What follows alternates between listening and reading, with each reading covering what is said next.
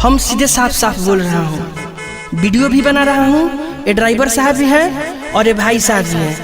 हम तुम्हें भगा के लाए हैं? नहीं तो हम तुमको भगा के लाए हैं, तो इसमें क्या डर है बताइए।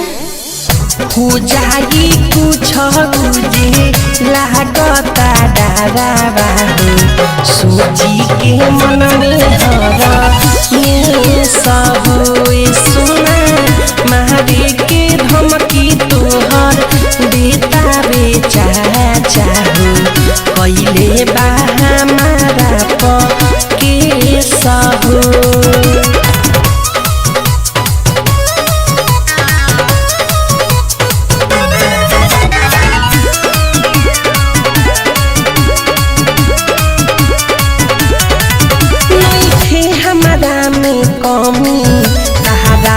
सबके बतावे के पड़ी, जवन होई हम देखे तोहरो का साथ निभावे के पड़ी। हमारा कमी तहरा तो सबके बतावे के पड़ी, जवन होई हम देखे तोहरो का साथ निभावे के पड़ी। टेंशन न लो हमर यारो करिए प्यार हम जे भी पीछा हमरा तोहरी देह बिगड़ सब ढांचा। कुछ हो न होके देहब तहरा पर कलेश हो, कुछ हो न होके देहब तहरा पर कलेश हो। तुम घर जाना चाहती है? नहीं, हम तुम पे दबाव नहीं दे रहे हैं।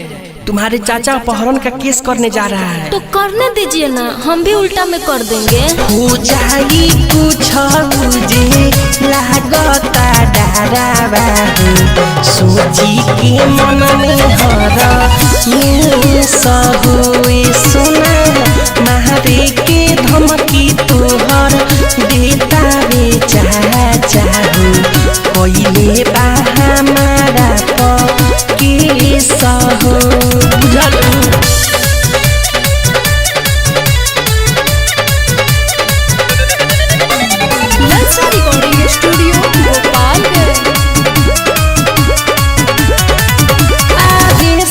पहले निहा जितना हम तो समझैले बानी, मिठू मारसल न टेंशन तोहरा के हम तो भगैले बानी।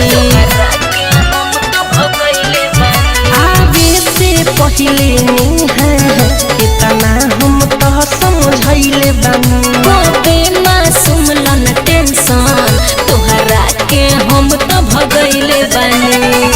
छोड़ब नहीं को साथ, चाहे तू वीडियो बना लो विकास यादव के सोझा हमरा के क्रिया खियालो। सोचो न मन में अपना कुछ हो विशेष हो, सोचो न मन में अपना कुछ हो विशेष हो। देखो ये ड्राइवर साहब भी हैं और ये भाई साहब भी हैं। तुम अपना घर चलोगी? घर जाना चाहती हो? तो हम घर जाने के लिए आए हैं, बताइए। हो जाएगी कुछ मुझे लागता डरावा हो, सोची के मन में